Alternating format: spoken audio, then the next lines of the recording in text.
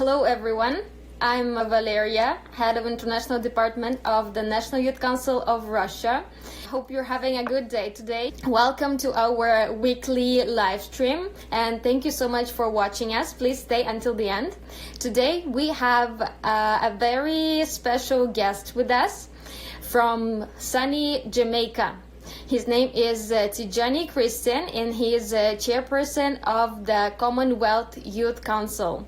He will tell us more about his organization, what kind of activities do they hold, how are they handling COVID-19 pandemic, how will the global landscape change due to the pandemic, and many other interesting issues. Right now we're waiting for Tijani to connect. Hello Tijani, finally you're with us. Yes, So good to sorry. see you.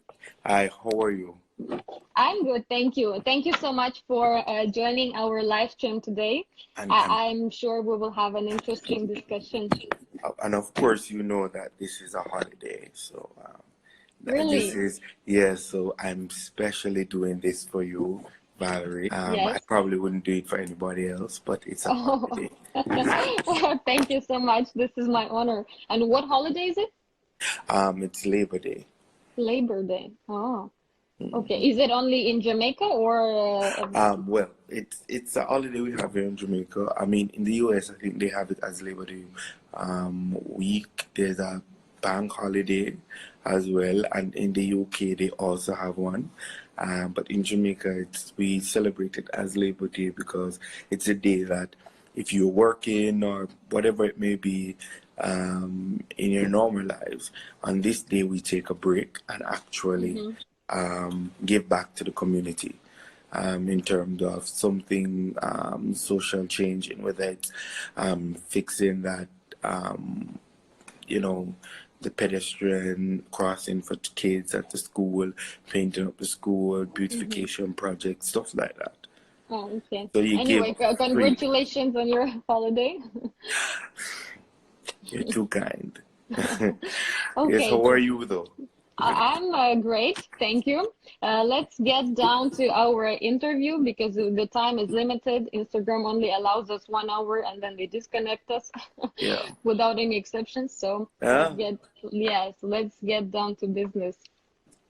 So Tijani, I think many of our viewers probably, or they might not know what is the Commonwealth of Nations. So maybe you could just give the introduction. What is the Commonwealth in general? Okay, thank you. Well, Valerie, the Commonwealth is actually a voluntary organization of 54 member states or member countries that have actually come together to decide that they want to work with each other. You would have known that a number of the countries would have been former members of the then British Empire. And though colonialism may have brought our history together, it is not what binds us fully. We recognize that there are some shared values that we have as common interests, and that is what really binds us together. And so since a few years ago, to even formalize the system that we have, what was created was called the Commonwealth Charter, which lists out a few value statements of what we believe as principles of the Commonwealth, of what we stand for. And one of them, interesting enough, Article 13 speaks to the role of young people and the importance of young people. And so what you can recognize that even though these 54 countries may have their disagreement, and we call it really the Commonwealth family, we recognize that the role of youth is critical in all of the decision making. And so active participation, not tokenistic, but active participation is required.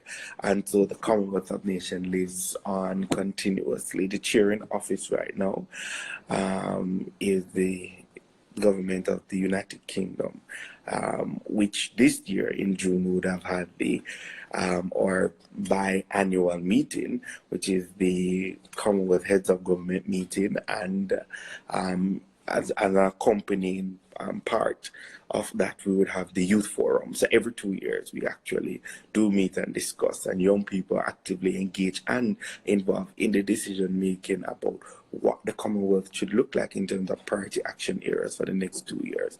So we, of course, with COVID, we are basically we postpone a number of activities, and we are waiting to see when we can meet again. But so we span from all the way Canada to all the way in the Pacific. So we go from Canada into the Caribbean, into Africa, Europe, Asia, all the way into the Pacific, into Tonga and the Fiji Islands. So 54. Mm-hmm. So was the Commonwealth Youth Council established under the official Commonwealth? Yes, so the Commonwealth Youth Council is established as such some years ago. Normally how youth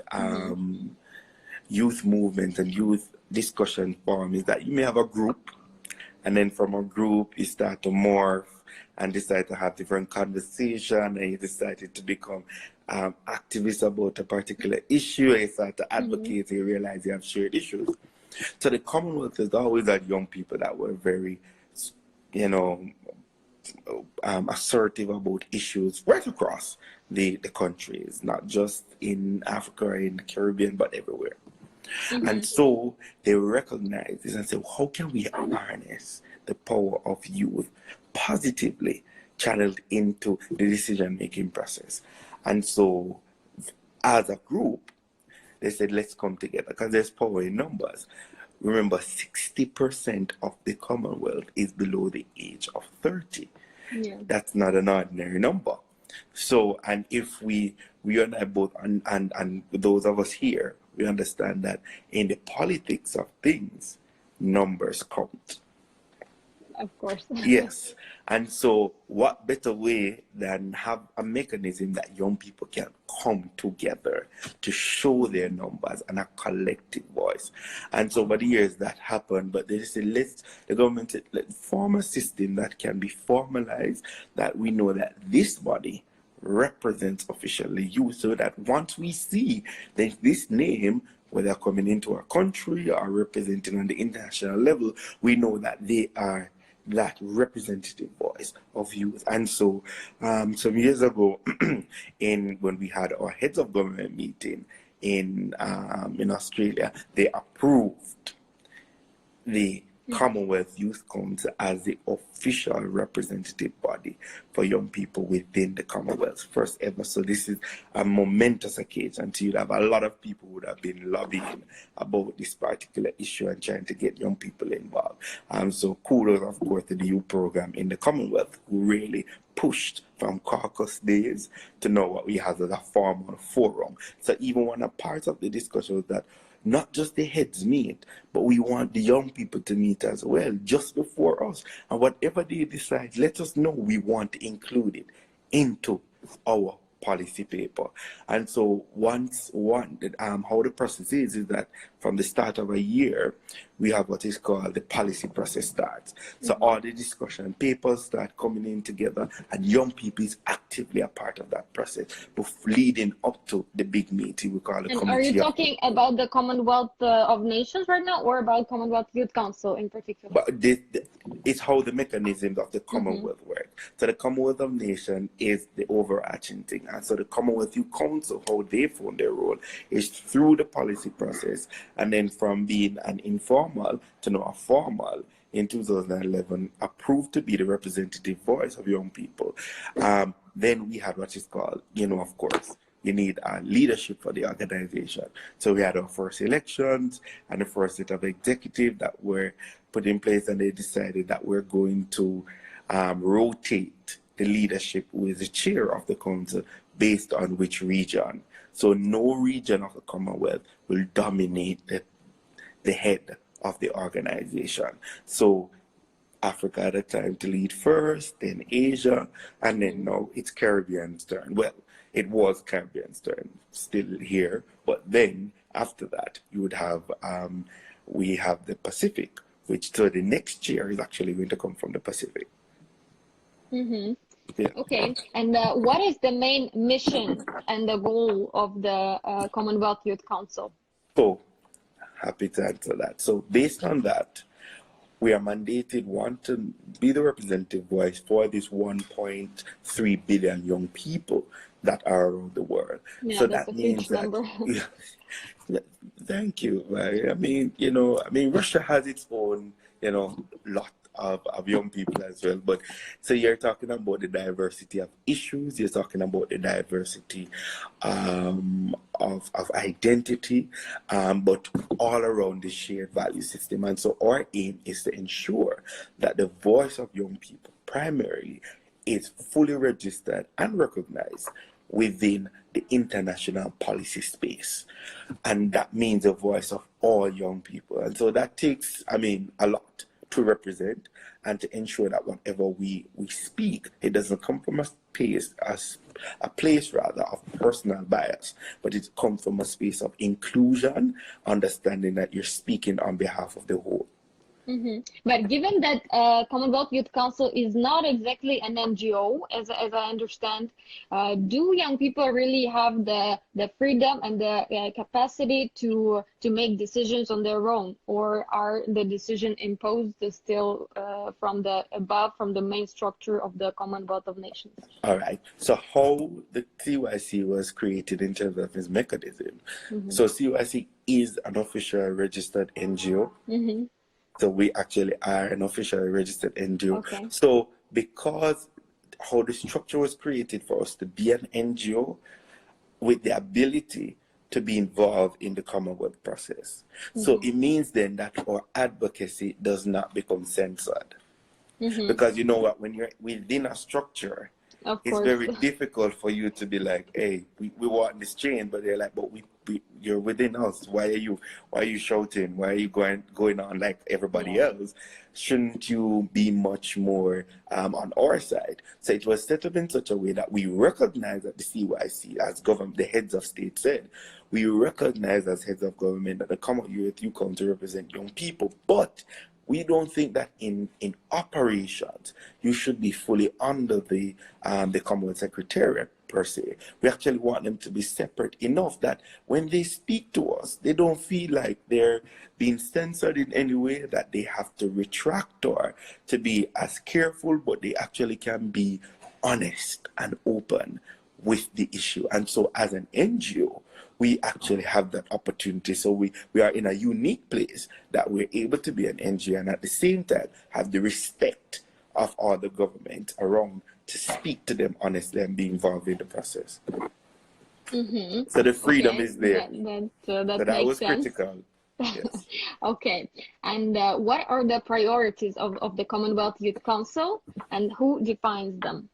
Okay, so rather more who defines them and then the priorities. So the priorities of the Youth Council, of course, such an organization would have constitution and certain things that we run by. However, priorities, of course, change according to the time period. The mandate is given actually by the young people themselves. It's not the executive that decides that this is what we want only. So at the youth forum that we have biannually every 2 years, at that time it is decided and ratified by the young people of the world who gathered there that this is what we want you to look on for the next 2 years. So through the forum, at the end of it, we have what is called the Youth Declaration.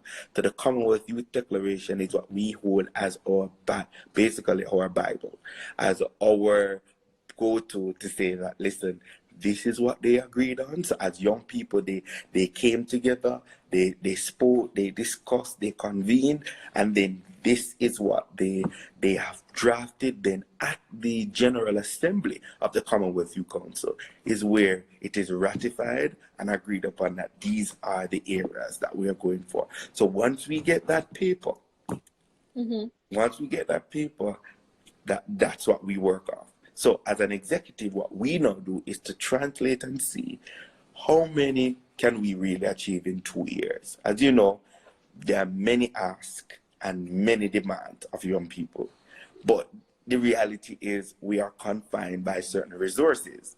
So how do you make the decision? So what we did as an executive is that we took the declaration, we pulled it apart, we took the heads of government official communique, we pulled it apart, we took all the different things concerned, and we started now to map out between the heads of government declaration, the sustainable development goals, the youth declaration, all of this. How do we see themes that are recurring, that we see young people keep talking about? For example, unemployment was a theme that we see that came out constantly in the youth declaration. It came out in the heads of government meeting. It's something that is addressed in the SDG goals, talking about decent work, decent job. So we see that, okay, maybe this is an issue we need to take up. So we say priority 1.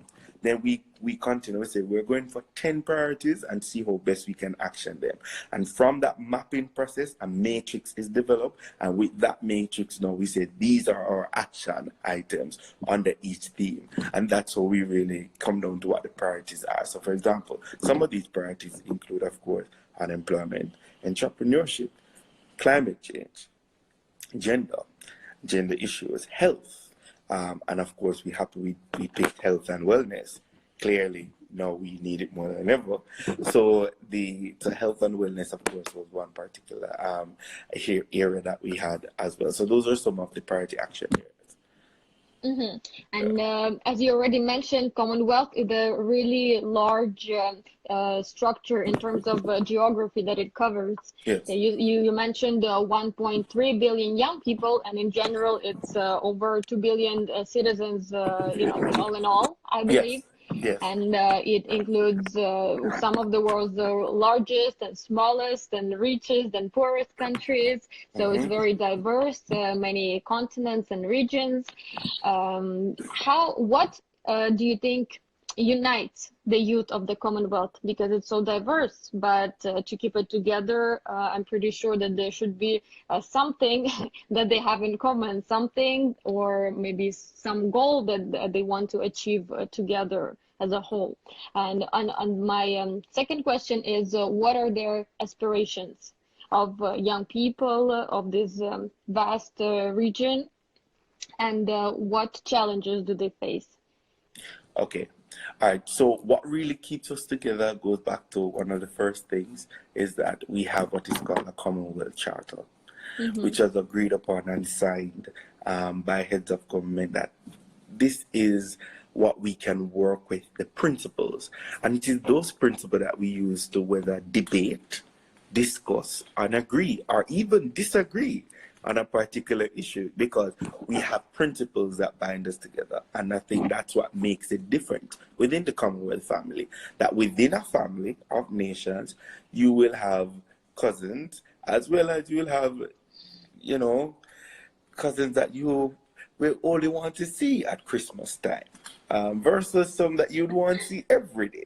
And you have that aunt that you may just want to see all the time, and that aunt that you may not always want to see all the time. And you recognize that in a family you have issues. But what binds your family together is that you're a family. There's blood together with you.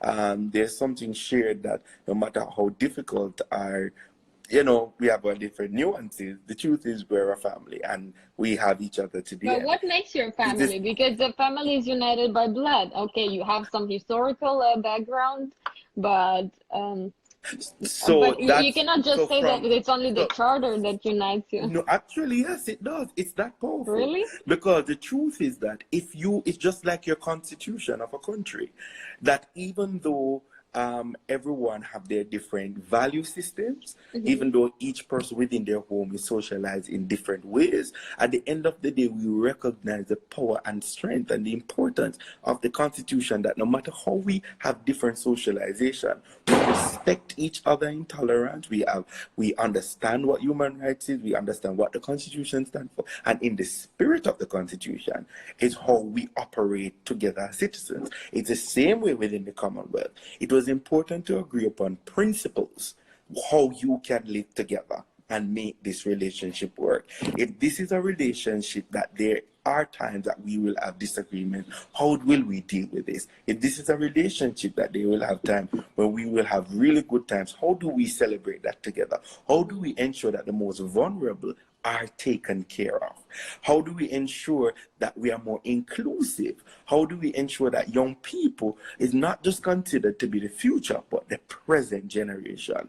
How do we ensure that decision making is not something that is tokenistic, that I'm just letting you into the room because I think I have the power to, but I'm allowing you to be in this space because you have the right to be in this space.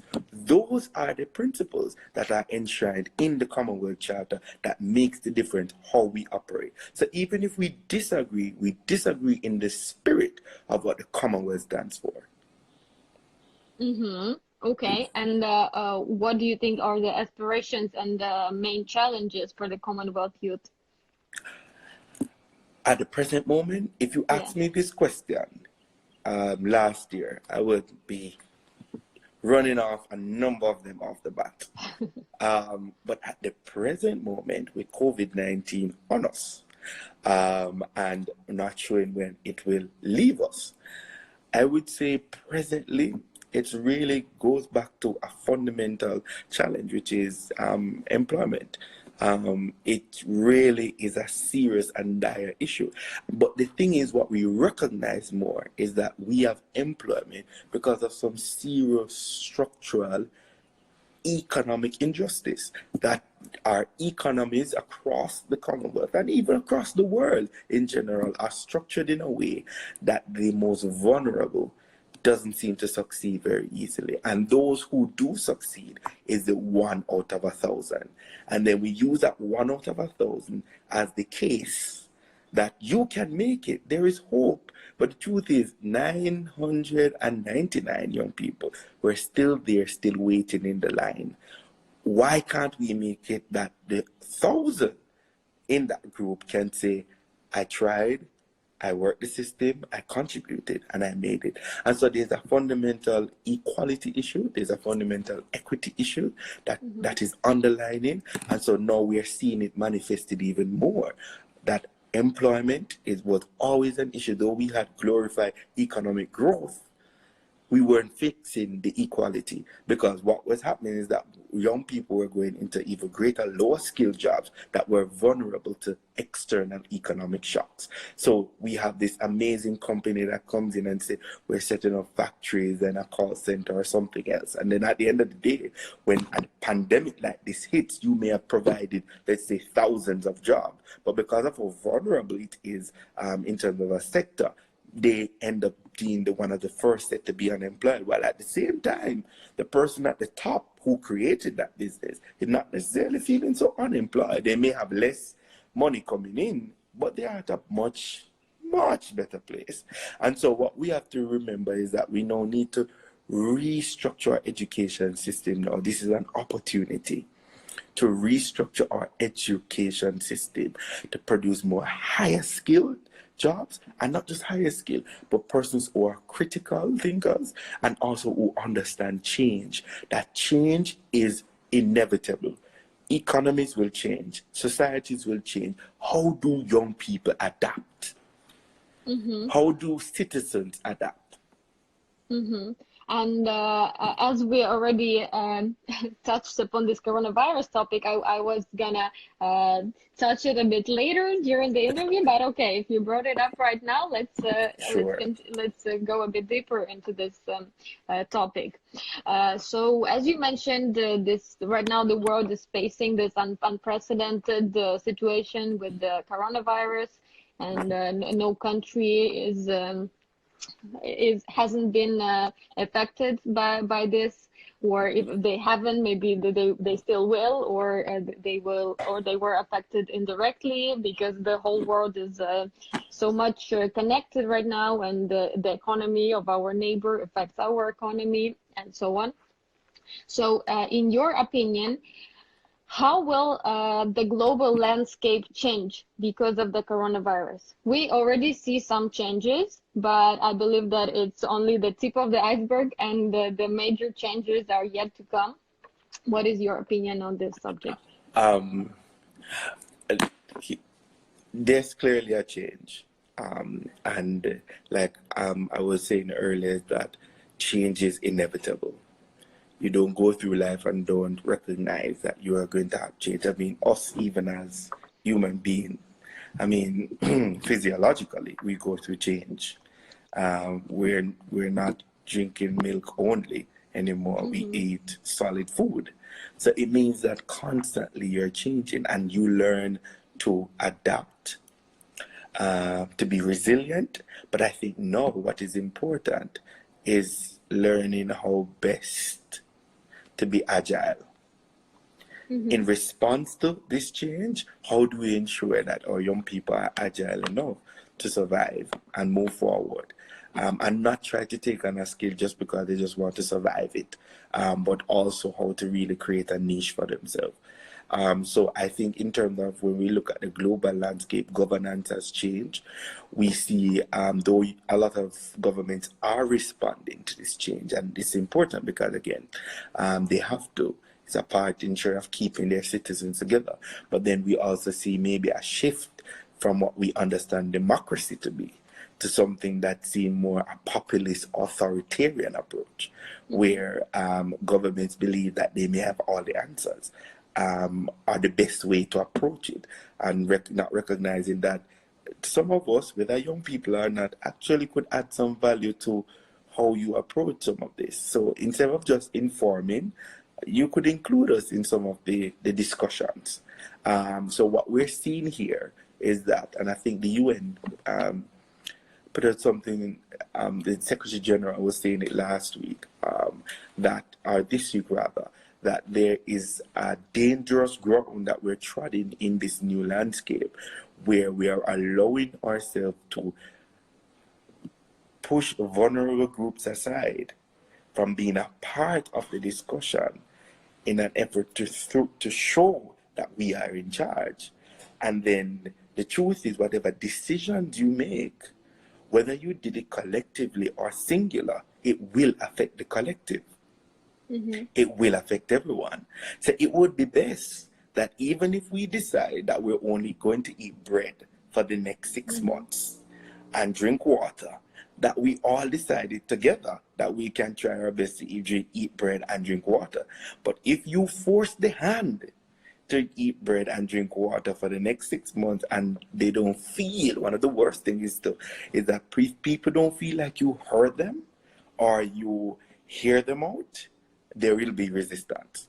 So there's a governance challenge. There's also, of course, reality of the economic issues. The landscape has changed. People are really going to know, even professionals now are questioning their own jobs in terms of not just because they're laid off, but even within their jobs. Can my skill really work it in post-COVID-19 and make me an income that I can really live off of? So even if I'm a lawyer, that I feel so secure, should I be thinking about mixing it up a bit? I would say a mixture of skills is always important. There's no reason to be static. And in this time, when you see this landscape changing, learn a new course. Go online, do something. So instead of only doing the social media, unless it's a nice talk like this that we're having, to get involved and understand what's going on, I would say learn a new course. So that what course would you recommend right now? What do you think is the most relevant one for young people? Well, it depends. Well, it depends on what the person is doing, but I always say it's important to do things that involve with change management in terms of understanding and adapting to change. If you can get into a course that is dealing with coding in computers, it may be far-fetched from you because you're not mathematical rather, but let me tell you, go and do it. You will see that data science is something that continues to rise and is extremely important. That certification could show you how greater you could use that degree that you have in a more triangular way, because what we need to understand is that you can't be esoteric with your knowledge anymore. This is not about like, I know this and only a group of us know this and we are smarter than everybody else. And this is a group of Einstein and listen, you can't touch us because we're just smart. No, what it requires is for you to be triangular with your knowledge, meaning you have to triangulate. How do I map what I know the practicality of it, and even what the world is demanding, and then find that niche properly. But if you start to believe that, oh, because I am the PhD in literature, so there's no way that I can become redundant, you have a sad mistake coming. There's no way that you have a sad mistake coming. It means it's time for you to recognize that I actually have to fit, not only be bright or saying that I am the best one in this, but I have to reskill. Nothing is stopping. You're a lifelong learner right now. And what is your triangle? My triangle. Yes. Well, I would say if in terms of profession or in terms of career move, I'm more within the strategy, policy, and development framework. So now I'm starting to try and do a course on like data science and stuff just to understand more, because everything, data is involved. So how do I fit that within all of this so that when I approach the next job that I'm doing, I actually have a greater value to add because of that skill that I have. So that's what I would be doing. That's just me. I mean, everybody's different. Mm-hmm. And you're a lawyer, right? As far as No. Some people get that impression, but I'm not. And I don't want to be sued to say that I am. I would. No, I'm a development practitioner. So I'm in social policy. Okay. Yeah, so it pretty much goes in line with what you do with what I do, and also practicing project management. Yeah, so that's why it was kind of okay in terms of having this kind of discourse and being involved in social change or even advocacy because of my foundation in policy and development. And then now what I did was, of course, I retooled myself and did project management, and then I constantly see ways that I strengthen my approach in terms of being a professional in strategy and strategic management, those kind of things. And then now, looking at the next thing, okay, maybe data science is something I need to think a bit more about. Yeah. Okay, great. Thank you for the great advice for our viewers. I hope they will follow it. I will try myself to do that as soon as I have some free time. Listen. Thank you for the inspiration. Yes. So how did the pandemic affect the Commonwealth Youth Council, its governance? And I understand that all of you are based in different countries. Do you have some kind of headquarters where there's staff working? Or did you have events planned that were affected by the COVID? How did you adapt? Okay, all right. So we definitely had to adapt immediately. Of course, we would have had events that would be affected. Particularly next month, we would have had the heads of government meeting and the Commonwealth Youth Forum. So we were in full planning mode to head to Kigali in Rwanda. Of course, pause in the interest of just overall human welfare. We had to, the government of Rwanda and everybody agreed that we have to just pause that activity until we can sort ourselves out as a country, as a world, because we're all facing this together. So that would have been immediately we had to adapt and go into the mode of what can we do? Of course, there is the element that to our headquarters our official registered office is in London, and so as a team, let's say as an executive, we're working virtually because we are living in different spaces. So I'm in Jamaica, France as well, and Michelle are in Jamaica. Darian is in Trinidad, Abena is in London, Eunice is in France, Nafula is in Kenya, so Kazim is in Canada. So you can imagine, and then Elizabeth is in Tonga. It's a far reach. So which Elizabeth? Well, I thought of the one in London. I would have said her Majesty. So Elizabeth Keto, who is one of our executive members, who is in charge of the Pacific region. She's in Tonga. So you can imagine the spread. So we knew from the get-go that we would have been operating virtually because of our spread when we were elected. So the remote and virtual living is nothing new to us. This is something we do constantly.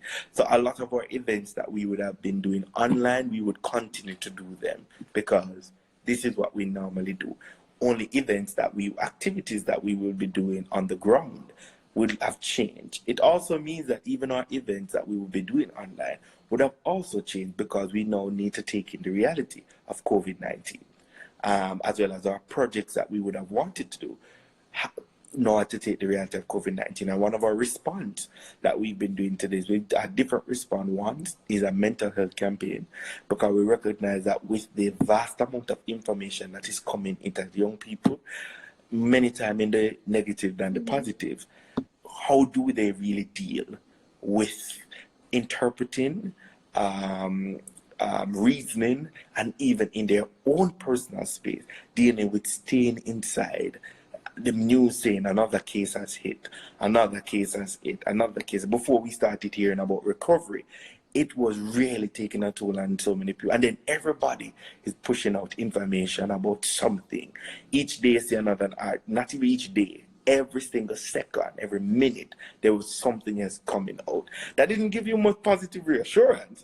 But then you're like, so I'm just going to find a cave, and I'm going to go in there with some sanitizers and just lock myself in there with some Wi-Fi until all of this is over. I'm going to go on my mountain and I'll be fine. So you have to recognize that all of those coping mechanisms start to kick in with you. So we said, how do we respond in ensuring that we provide a space for them to be whole and to be able to speak and to know that they don't have the physical contact? How do we ensure that they still have, though physically distant, not socially away from each other? And so the mental campaign and online discussion started. We started to also do some online dialogues, bringing in young people and different experts as it relates to treating with COVID-19 and some of the conversations that we need to start thinking about in terms of post-COVID-19. Another response that would have been second, third is that we actually have what is called the Corona Hackathon. Yes, and we had Roshana Trim in our last Monday's live stream, and she told us a little bit about it. That's a great initiative. Yes, you hear me? So yes. we're all affected by it. So yeah, we decided that we're all affected by it. And why do we need one entity to just be doing it, take on this idea? So Next Gen creators said, you know, we have this idea. Could we do it with you? We said, of course. I mean, it's for young people. So the Caribbean region, you come to the Commonwealth, you come to Next Gen Creators, the ACP Youth Network, all of us decided to come together. And of course, we had Facebook and some other entities. The Commonwealth Secretariat said, we can support this, but we are particularly supporting it because young people are leading the initiative. So this wasn't our government, this wasn't our technical experts, this was young people deciding that, yes, we're hearing the news, but we remember that we are still contributors to development, and we don't want to only be beneficiaries. So we started the Corona Hackathon. So we've opened the competition. It's running now. Persons are applying. We had what was called, within it, we had a webinar series. So we actually got experts came to come in online and to give presentation on how it's affecting governance and rule of law, food and water security, economic, business and e-commerce, culture, tourism, all of those areas. How is it affecting those particular bigger sectors? And those are the areas that we're actually looking on in terms of the hackathon. So still, this is a cell. So anyone who hasn't applied, please apply. Can Russian young people apply? Huh? Can Russian young people apply? It's open to every young person. Really? Across the, yes. Okay, so what is the link? So you can go on www.coronahackathon.com and you'll actually see, even if you type it into a Google search engine and say Corona Hackathon Reinvent Hacks, once you type in that, you will be able to see it. If we also have an Instagram page, Reinvent Hacks is the Instagram page. Once you go there, you will be able to see all the information and to register. And then one of the other major things that we're extremely proud of in the Commonwealth Youth Council in terms of responding to COVID-19 is that we were able, from the small resources that we have, we decided that it would be an injustice upon us to have something there within our, and I say small, within our grasp that we can contribute to the lives of young people. So it was decided as a team that we would launch what is called the hashtag CYC Cares, COVID-19 Rapid Response Mini Grants. And so we launched that. Do you know that we launched it in the end of April, and within just over a week we had more than 2,000 applications from around the world apply, and it was just £250 that we're giving for each.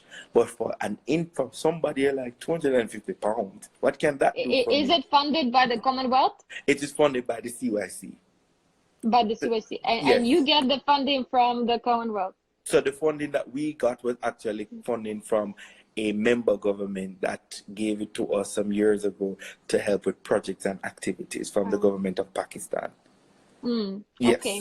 Yeah. So that was my question that we will get back to it. Yes. So based on that, we said we need to, do something that can help with humanitarian effort and even fund some innovative ideas. So for £250, we decided to give out 10 grants, 2 per region of the Commonwealth. And we were able to launch and shortlist, and we had the awardees announced this week, and we had our meeting with them as well, and so they are ready and gearing to go. So more than 2,000 applicants, £250, but somebody starting calculating that in their own currencies, like £250 is not much in Russia, and neither is it much in the US.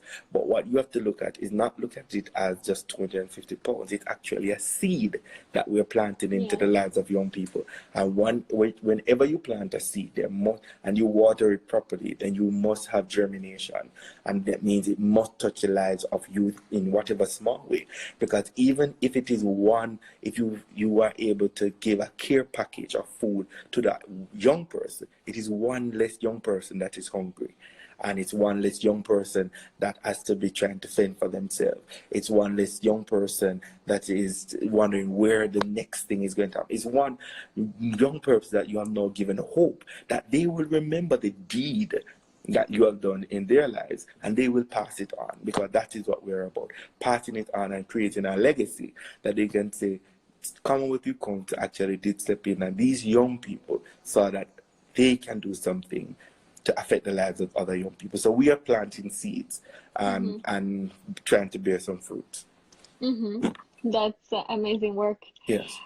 And speaking of the funding for the Commonwealth Youth Council, does it come from the Commonwealth of Nations, their budget, or is it like a stable, like in what form is it funded? So I know a number of youth development circles, like in the our model is a little bit different. So I think, for example, in your case of the National Youth Council of Russia and the European Youth Forum, there's a fixed budget that would come from the government or subvention that comes to the Russian Youth Council, something like that, right? In Russia, no, we don't have this. All right. So, for example, in the model of the European Youth Forum, there is as funding set aside that young people that would give directly to the forum to assist and push the work. That's great. We don't necessarily have that in the Commonwealth Youth Council. We would have been from the Commonwealth Secretariat through the Social Policy Division. We would have been able to get great assistance from them. This would not be a fixed figure per se to say that every year we get 10% from the Commonwealth Secretariat. That's not true, and I wouldn't come here and say that. What we would say is that as a Commonwealth Youth Council, and based on the relationship we have with the Commonwealth of Nations and particularly the Commonwealth Secretariat, if there is something that we are doing in a project or activity and we want some support, we would write officially and request some support for an activity. And most times, just generally, there's a way that they try their best to support us, but I wouldn't say that there is a fixed subvention. Most of our stuff, we have to do our own set of resource mobilization in terms of getting funds into the council. But definitely, as relates to our funding support, the Commonwealth Secretary would be a key partner, but it's not necessarily a subvention amount that comes each year, but it's a strong commitment that once we are doing a project and we write to them, based on the good relationship that we have, and that's the unique position of the Commonwealth Youth Council, they try their best to assist, because at the end of the day, it is advancing the youth agenda within the Commonwealth. Yes. Okay. And right now we have a question from the audience, from Pega Mulana, from the British Youth Council and from the Advisory Council on Youth of the Council of Europe. And she's asking, how do you use the expert networks in your work? I think it would be good to explain their work. And when she said expert network, what does she mean by that? That's the one thing I just want to be clear to answer. I am not sure. She wrote it in the comment section right here. Well, if I hope I'm interpreting expert network in the correct way. So let's say in the Commonwealth family, we have thematic network groups that focus on key areas. So for example, we have the Commonwealth Students Association that deals with education. We have like the Youth Health Network, we have the Disability Network, and we consider them to be youth expert groups that are working in those specific fields. While we as a Commonwealth Youth Council look at this big overarching role of young people overall in decision making and everything, there are specific sectors and different thematic focus network within the Commonwealth Youth Council, which is a part of our family. So we have good relationship with them. So there are issues that, for example, is education related that is going on right now, pushing for the 20% of resources that is going for COVID-19, for it to actually go towards education as well. So it's not just about jobs, but that can we have at least 20% of that resources that is being mobilized around the world to go towards education for the most vulnerable. This is something that the CSA, Commonwealth Students Association, has taken up as their cause, but it doesn't mean that we as the Commonwealth Youth Council cannot support. So we would be assisting and partnering with them to ensure that that movement actually gets much and more life, and it is properly mobilized and support that role. So it's a very integrated system in whatever way we can. We have this saying in my local language in Jamaica that says, one hand wash the other. So as an expert group within a family, where we can, we wash your hand, and where you can, you wash our hand. Yes. Interesting approach. Yes. Okay, thank you. And my next question to you is, what do you think of possibilities for cooperation between the Commonwealth Youth Council and Russian NGOs? National Youth Council of Russia, for example? Okay, well, it's the cooperation between the National Youth Council of Russia and even Russian NGOs, but let's, for example, look at the National Youth Council of Russia, has actually been there. And for example, this call is a success of a good cooperation. So you would have had this project that you're doing, and you decided that you would want to have some conversation series with leaders of international youth group, and out of the cooperation and good partnership we'd have over the years, we'd have easily consented and to give word that we would want to be featured. So this is a good part of the cooperation. One of the other things was that when the International Youth Festival was being held, a cooperation agreement was even signed to say that we will support this venture and whatever way we can. I remember at the time I was at the Regional Youth Council. Did you participate in the World Festival of Youth? I wasn't able to come to the World Festival of Youth. I'm sorry. I actually did have a prior commitment that I could not be moved. And my friend, actually, she told me that she was in contact with you for Jamaican delegation. Yes. So when we were, at the time, I was the chair of the Caribbean Regional Youth Council. So Roshana, who you interviewed, I was in that position at the time. So what we did was that through the corporation, we ensure that we galvanize as much support of young people to go and represent the Caribbean at the World Festival of Youth and even in the Commonwealth. So there was constant communication to ensure that persons were registered, fees were paid, airfare, everything, whatever could be done to ensure that young people were properly, and they had a blast, of course. So those kind of technical areas that we've done have shown that even though we're Commonwealth and Russian National Youth Council are NGO, there is still a clear value systems that we share about that one hand wash the other. I help you, you help us, but on the basis that we actually want this to work. So there's a value orientation, not about competition, but a value orientation to our agreement that we actually want to build the voice of young people in decision making. We actually want to ensure that the next generation has the best future possible. Those are areas that you know come together and start to cooperate. So I would definitely say we welcome future cooperation from NGOs in Russia on those key issues that we also share great passion about. So yes, we're here. Okay, that's great. I will remember what you said. I'm sure you will. I hope that I'm the one here when you remember, because we're coming to the end of our 10 years. So, but I will remind. I will say to the successor that remember the National Youth Council of Russia is coming one day, not today, but they are coming. Okay, thank you. I have a very special question for you. As you know, as you know, special for us Russian young people, it is a very important topic for us. As you know, this year we celebrate 75th anniversary of the end of World War II.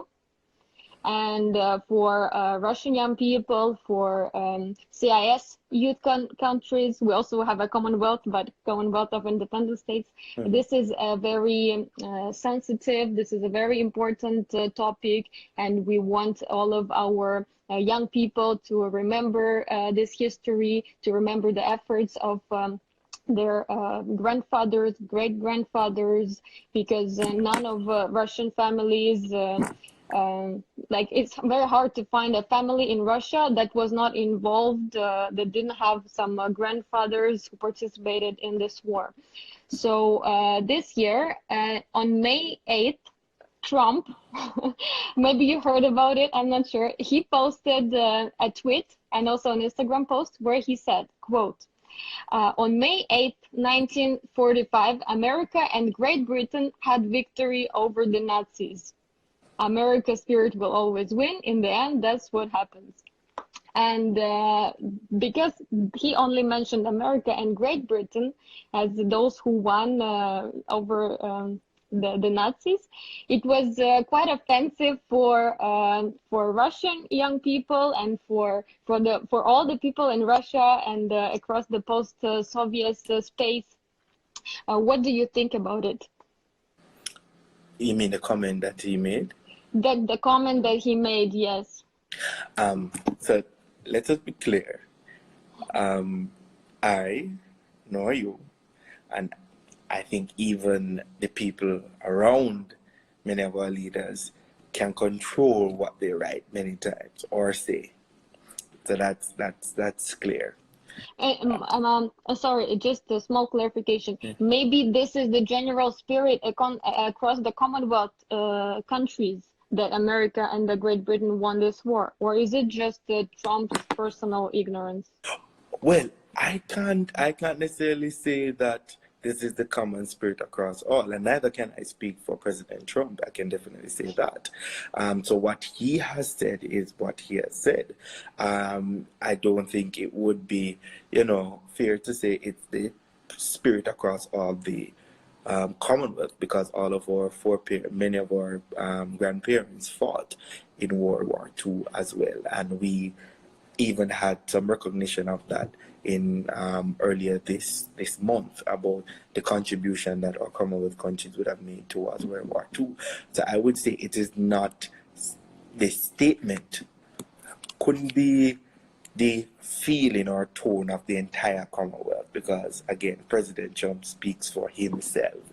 So don't take it as he's speaking for all of us, because we are still independent and sovereign state. And if you have not seen such a statement from our 54 members, or even from the Commonwealth as a whole, then that would tell you that the sentiment is registered in a different way, and it is not translating in the same message. So the reality is that he speaks for himself, but as independent and sovereign nation, though small some of us may be, we are still independent. And so what our views are, you will definitely see them, though we're in a collective family. And if you haven't seen it from a collective, from the Commonwealth saying such point, then you can basically look at it as that we are speaking a different tone. Yes. Okay. Thank you so much for your opinion. You're most welcome. Yes. We have unfortunately 30 seconds yes, left. I realized. So Yes. it was a pleasure being here. It was a really fun it was discussion. a good discussion. I really enjoyed it. Yeah, thank you so much, and thank you everybody for watching. We will upload it to our YouTube channel this week. So yes. For those who missed it. Yes. So like I said before, and I'll say it again, keep planting some seeds. It will bear fruit. So plant that seed in some young person's life.